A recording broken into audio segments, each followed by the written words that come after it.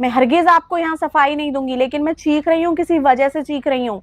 अगर आपने ड्रिंक नहीं कर रखा है बाकी लोगों की तरह, तो आप भी समझने की कोशिश कीजिए कि मैं किस बात पे चीख रही हूँ।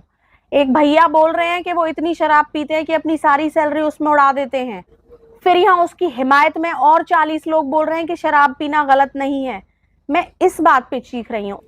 किस किस को रोकोगे, कोई नहीं रुकेगा। मैं इस टाइम पीने बैठा हूँ कि ये हाथ पकड़ के कोई किसी को नहीं रोक सकता। आपको समझ में आनी चाहिए ये चीजें। बस आपको मानसिक तौर पे आप जब कमजोर हो जाते हो दिमागी तौर पे, तब आप अल्कोहल की तरफ मुड़ते हो।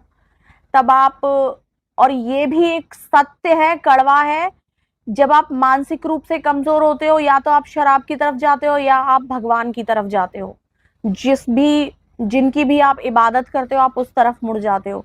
तो लाख गुना बेहतर है जब भी आपको मानसिक कमजोरी या आपको लगे कि आपका दिमाग थोड़ा हिल रहा है, आप घबरा रहे हो, आप परेशान हो, तो भगवान की तरफ रुख कीजिए, ऊपर वाले अल्लाह की तरफ रुख कीजिए, ना कि इस शराब की तरफ रुख करके अपने आप को, अपने परिवार को गर्त में डालिए।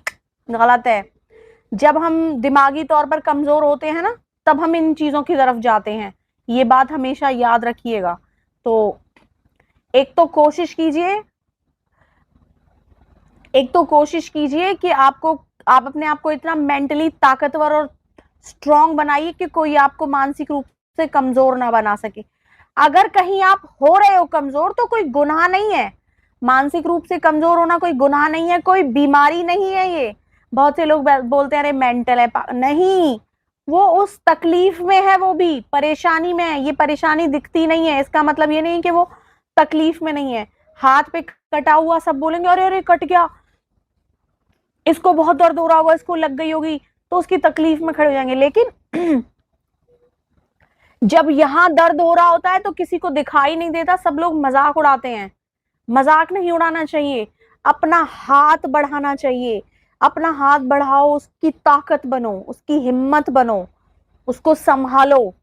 उस टाइम पे उसे जरूरत होती है। काफ़ी देर बहस करने के बाद इनमें से एक भाई ने कमेंट किया कि वो अब शराब को छोड़ने की कोशिश करेंगे, महादेव भगवान कृपा करें उनके ऊपर। तो बड़ा अच्छा लगा मुझे ये पॉजिटिव रिस्पांस देख के। मेरा मन वाकई में बहुत खुश हुआ।